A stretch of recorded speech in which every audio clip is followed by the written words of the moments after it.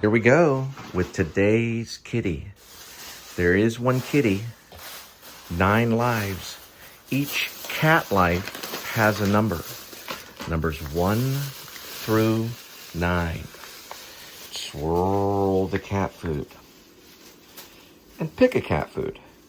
Today's kitty will be having Sheba cuts with sustainable salmon.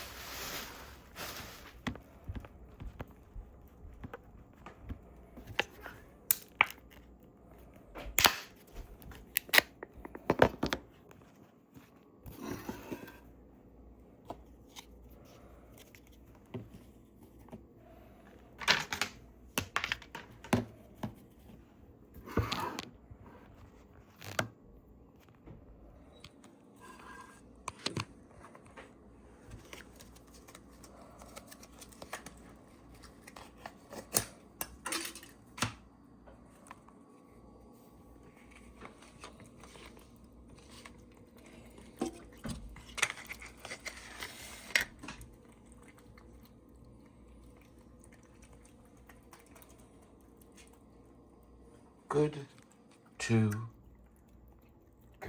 Put it on a bun or what? I don't need it on a bun. What is it? Chicken patty by Tyson with yellow cheddar cheese and bacon stuffed in the chicken patty. Mm-hmm.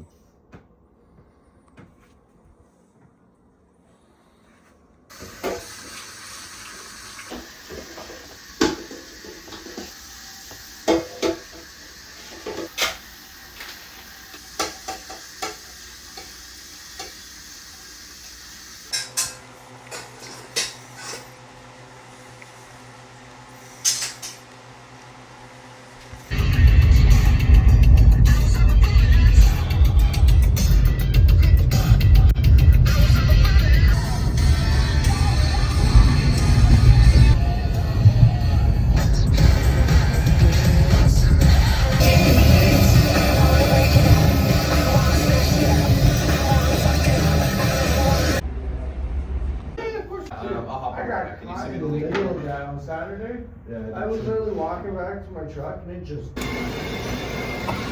cleaning the floor. Thank you for shopping with TikTok.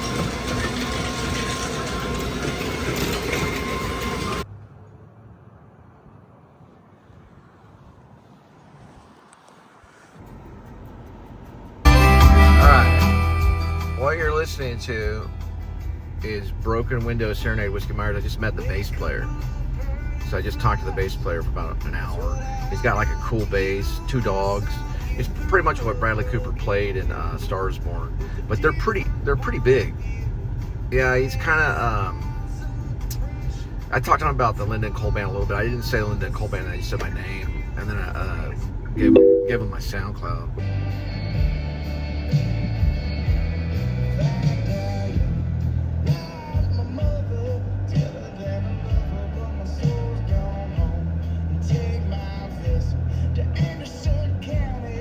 A mother squirrel right there. She's doing a lot right now. I gotta turn this. This is copyrighted. Yeah, the guy I met is pretty famous. 2007 is when they started the band. They're signed band. They're on Wikipedia. What's he doing over here? I was like, what are you not doing in Austin? He doesn't like Austin. He's over here. He's over here. I'm not gonna show you where though. There's another squirrel right there. But he's like it's pretty crazy. Yeah. Look at that squirrel right there. Yeah, he's, I'm not gonna say where, but he's not in Austin. I can just put it that way. I thought he'd be in Austin. I was like, nah, they're not all in Austin. I don't really like Austin, is what he said.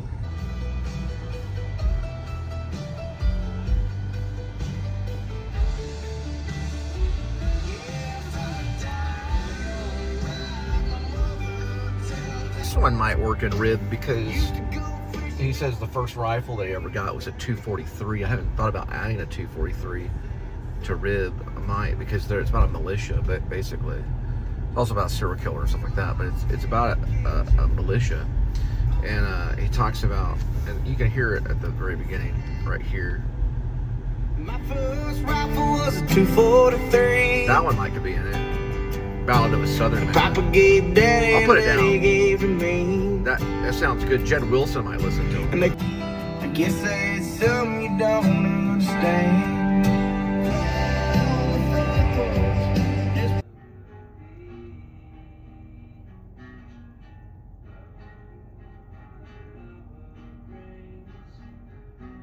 I switched over to Kurt. I mentioned Kurt when I talked to Jamie Cleaves from Whiskey Myers. They are good. They're a talented band. They sound a lot like Kings of Leon. They got a rock sound, but it's country rock and stuff. You know, it's pretty good. They've got some really good songs, and they've got a few albums too. And they've been around for a while. It's a pretty cool, dude.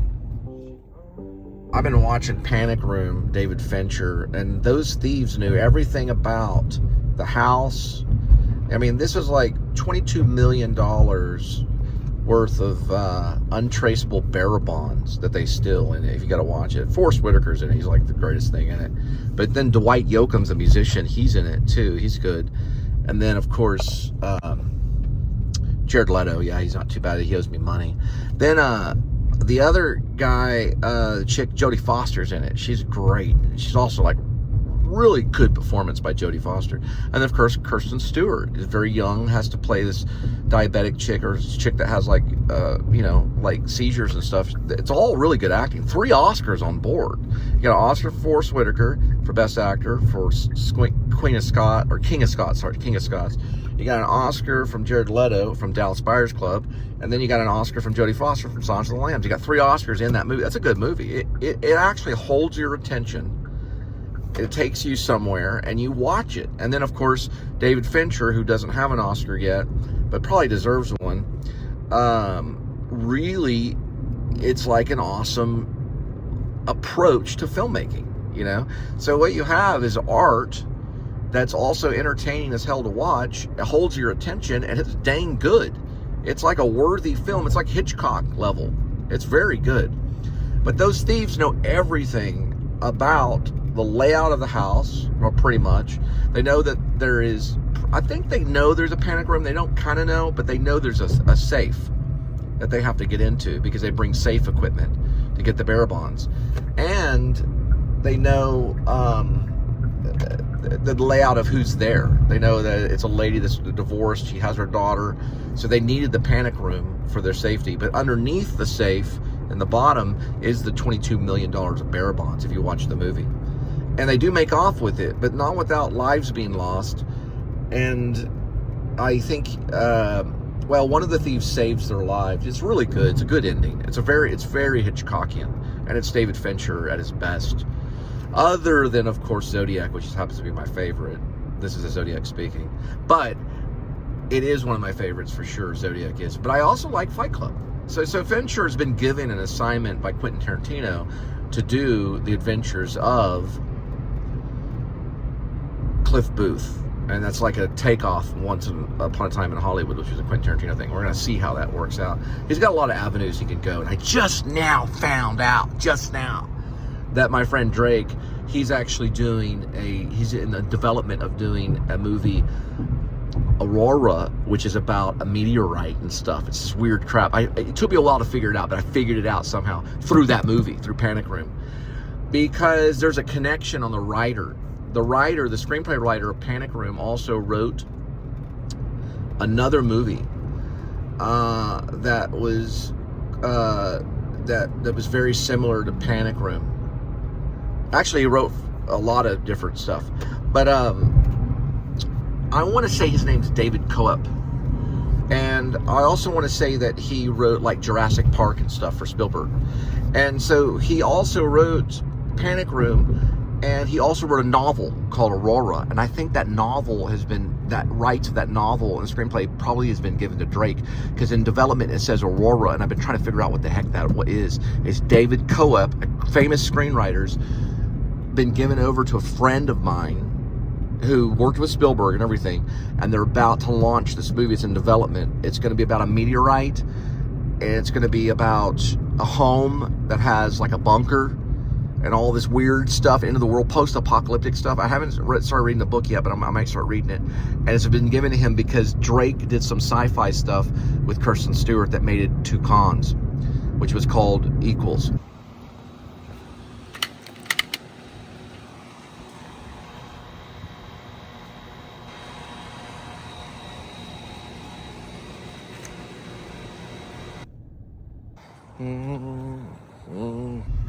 See, there's more to Panic Room than what you think, because $22 million in a safe, you know, in the Bible it says, you know, not to store up those kinds of things.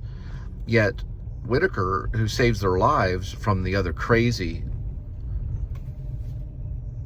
evil thief played by Dwight Yoakam, known as Raoul, he will kill for it, and he almost does, but he does. He kills Jared Leto's character, you know. But then Forrest Whitaker, who's the technician, he knows about the safe and how to get through the safe and find the bearer bonds. He releases it at the end, and it just goes to the wind. So it was almost like it was meant to be, even though it was a horrible thing. Yeah, it is a horrible thing. Storing up is horrible too, but people do it. They'll hide away $22 million in a safe somewhere, away from the bank and away from all people. But sometimes that leaks.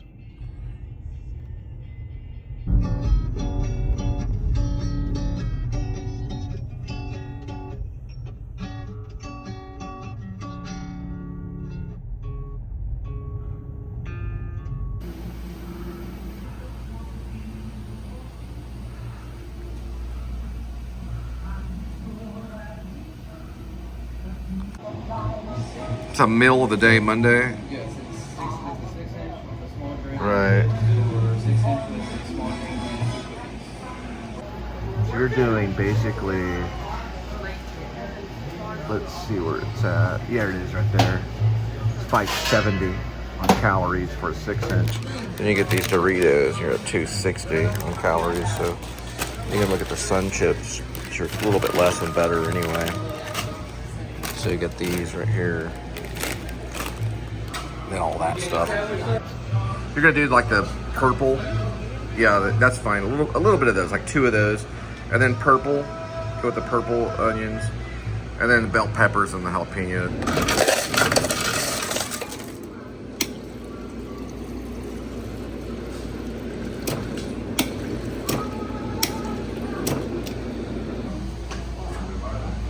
All right. So what it is, it's basically the Monday. It's a Meatball Monday, so it's kind of a meatball kind of thing. And then there's some chips. And you can tip, and it comes to about $8, but it's a little under that. It's like $7 or something. Okay, so I found out some stuff about Tennessee Williams. When Tennessee Williams died, and he's loosely related to Ethan Hawke, like a couple cousins removed from Ethan Hawke. When Williams died, he said he wanted to be buried at sea because of a poet named Hart. And the poet was a younger, well, he was older than Tennessee Williams, but he didn't live too long. And he went to sea near Cuba, and he was at sea. He said, "Goodbye, everybody," and he just jumped overboard, and that was it. They couldn't find him after that. And he knew a lot of the poets that were in New York. And Williams, Tennessee Williams spoke at one of the theaters that I worked at in New York. That's no longer a theater now. It's a historical site called the 13th Rep, run by a lady. I think she passed. But Williams went in there and spoke about how the theater starts at a small theater, like the 13th Rep was a small theater. But he dedicated most of his money to, I believe, a friend, and he left the play called 2 Characters or something like that. He left that in his will and statement to a friend, and then the rest of the stuff, I don't know about the rest of his property and stuff like that.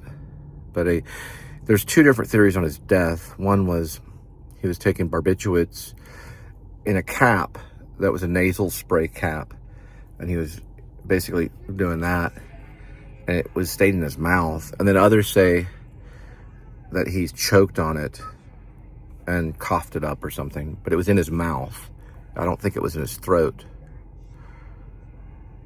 So if he like just put it in his mouth, and I don't know exactly how it happened, but he died in New York at the Elise Hotel, which is still there, or Elise Hotel. It's a weird spelling. If I'm saying Elise, it's probably Alasia or something, hotel or something like that, Alasia or something. But anyway, I found that out, and then I posted, I guess, chapter 97 to Rib. It's basically a novel I'm working on. Tess Williams wrote a novel. He wrote a novel too. They turned it into a movie. And then his most recent play was done in 2012, and he died in 83. And that play is still being developed, but it's kind of abstract, and it's some do it real, and then some do it the way it's kind of written. But he became more of an abstract writer towards the end. But anyway, I posted it, and it's chapter 97, and it deals with Daniel and the house that he found as a cover house, and a migrant that he finds along the river in Trinity late at night. It's all fiction. And you get the idea kind of that Daniel's posing as a cop, kind of. It doesn't directly say it, because he's not one. You find out that he's not one. But he does do this thing where he has a vehicle that looks exactly like a police vehicle and a uniform that looks exactly like a police uniform, but he keeps it hidden under the shell of another suburban type of truck inside this shed. So he parks it there, and he only uses it for special occasions. And he's only in that uniform for special occasions. And one of the purposes is just to set up Shepard Dwight East, who happened to be a real cop, but he gets set up because the mask is so real. And he goes to a place, Daniel goes to a place called Wings and Forks, which is actually a place that sells barbecue chicken and stuff. But underneath it, and connected to this warehouse along this, where this lake is a brothel called Horns and Halos. It's in red, velvety walls, spiral staircase, and they play Trent Reznor music, especially songs like Down in It, things like that. And he goes down the spiral staircase, and you know, the ladies there are dressed up like angels or demons. You can choose the difference between basically winged devilish thing or a winged angel. And he does that for a while, but he sets up Shep where it's masked, because they have CC cameras, and that leads to Shep accusation. But he goes back to the truck, the utility truck, with the Ford police utility truck, on purpose. So they're kind of grainy cameras, but they do pick up the vehicle. Then there's another truck that's there too, which is the Chevrolet, the 1969 blue Chevrolet with the white top. There's one that's similar in this vlog. The only difference is it's a sidestep. I did add that to a sidestep because I saw that and I was like, wow, that's weird. And it's parked at, I think, my dead grandma's, I mean, not grandma's, but dead aunt's house, or in that neighborhood. I don't know if it's her house, but it was weird when I saw it. So I was like, wow, that's weird. It's like, the story manifested itself. I don't know if it's the same truck, but anyway, that truck is in the fictional story, and that's the one where he cuffs the migrant to the steering wheel, right here, to the steering wheel, and then he pushes the truck into the Trinity, and there's a scene where the truck goes down, you know, this incline right into the Trinity, and he can't get out because he's handcuffed. And that one he doesn't get caught on. That one's the one that's unidentified person. But the other one, there's a recent one, which is the one I released, chapter 97. He escapes because he knows jiu-jitsu. And he's also, meaning the migrant does, and he's able to get him into like an ankle lock. It was very painful. It hurts the ankle, sometimes can break the ankle. And so he can't run after him after that point. So he doesn't get him. And so that one makes the report, which is important, which will lead back to Doc Shelby. And Doc Shelby will be able to solve the case because of that, because of the microdot. Microdots are what's kept on vehicles, modern day vehicles, to show the dealership where they issued the vehicle. Budweiser. Yeah, it's that same phone booth. I've gotten this phone booth before. somebody's phone booth from the UK, like Doctor Who. Yeah, it's pretty cute. That's cute. Well, I'm a honky-tonk man, but out the gun in the...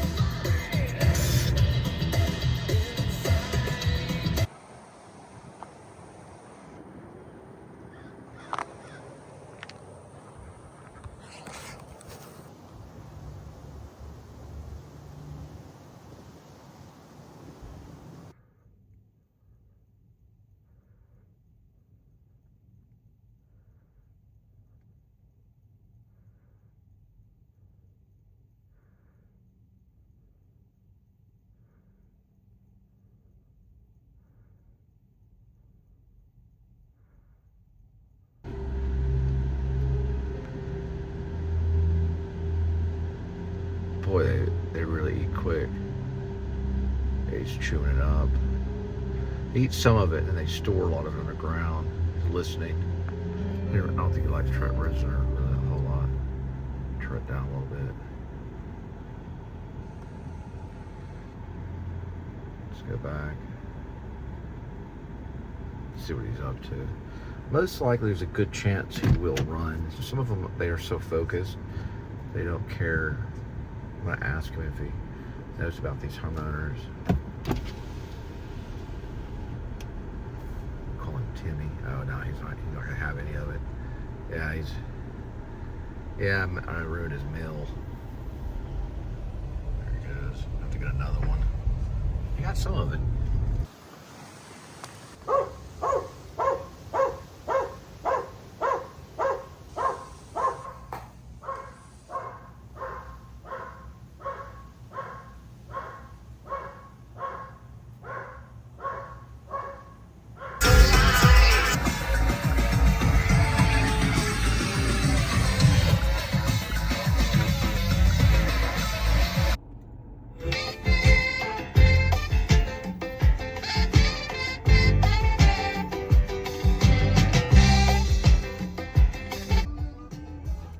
Now that dude from Whiskey Myers talked to his spouse and were like, well, you know, she doesn't like the fact that I signed the contract with ADT and all that stuff. So my response from another person that gave me the writing was, I just want you to consider what we talked about, that you have hundreds of thousands of dollars worth of equipment in that home. And, you know, if it makes it easier on you and your spouse for me to go over what we talked about, then let me know.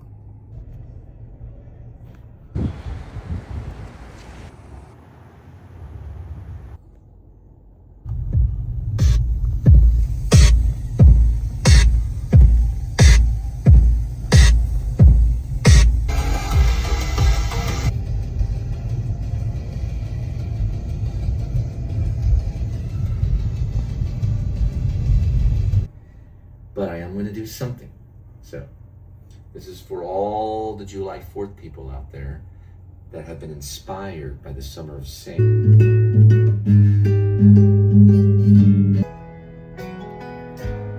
That's what's left of.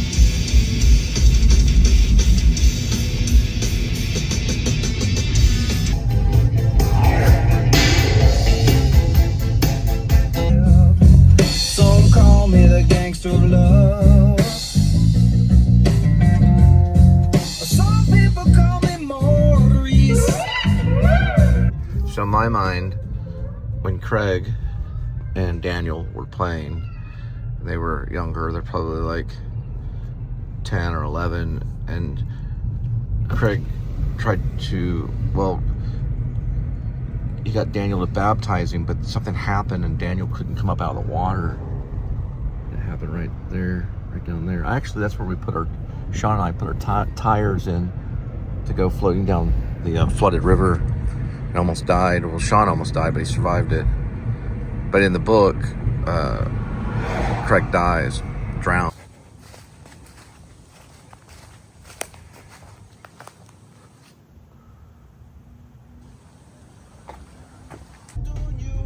What's really weird about this song is when I was in Orange County, Santa Ana, I worked with Drake Duramus, who was 17 at the time, and I was 27. He wrote a play called House Divided. And he knew, well, his main guy there was Eric Soderbergh, who ended up being a commercial actor. He did like 20th Century Fox. Well, not 20th Century Fox. He's worked for 20th Century Fox, pretty sure, but he's worked for Nickelodeon. He's worked for all different types of studios, but he's done like Century 21 commercials and like different commercials. He turned out to be like a commercial actor. He went to Chapman. He went to the same school Stranger Things went to. It's called Chapman. It's in Adam the Woo went to that campus in his vlog. Well, he went to that school. I went to the actor studio, but when I talked to him, well, one night he was like, hey, we're all going out to this bar and all this stuff. So I went to this bar, he talked me into going, and he said, you're going to get up there and do the Joker for karaoke. And so I was like, he talked me into it, so I went up there and did it. Everyone liked it. They're like, you should take that on the road. Later on, I would meet the nephew, or the niece, who is Linda, Robert Hayden, who worked with the Steve Miller Band, or he worked with Steve Miller before it was a Steve Miller Band. That's his niece. Pretty weird, huh? 'Cause I'm a picker, I'm a grinner, I'm a lover, and I'm a sinner. Also, it's weird too, if you look up the Steve Miller song, The Joker, he says, I love you peaches, can I shake your tree? Well, Big Star did a song called 13. It talks about shaking. I'll bring you inside and shake you. It's probably quoting Steve Miller. It's a robot.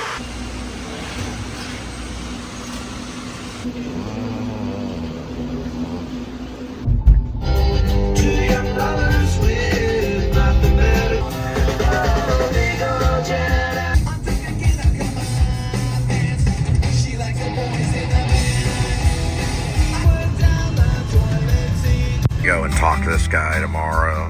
Talk some sense to him so he protects his equipment.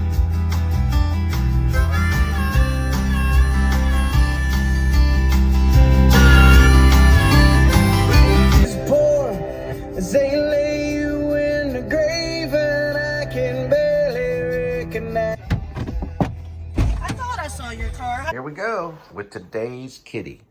There is one kitty, 9 lives, and each cat life has a number. Numbers 1 through 9. And swirl the cat food. And pick a cat food. Today's kitty will be having fancy feast, gravy lovers, chicken, beef, feast, and gravy.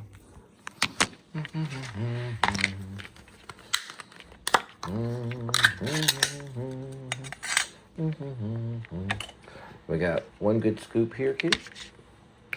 You can have at it.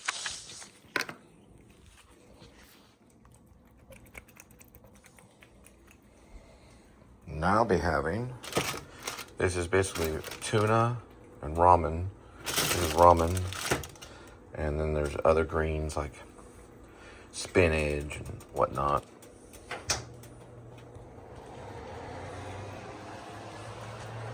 Here we go, kitty.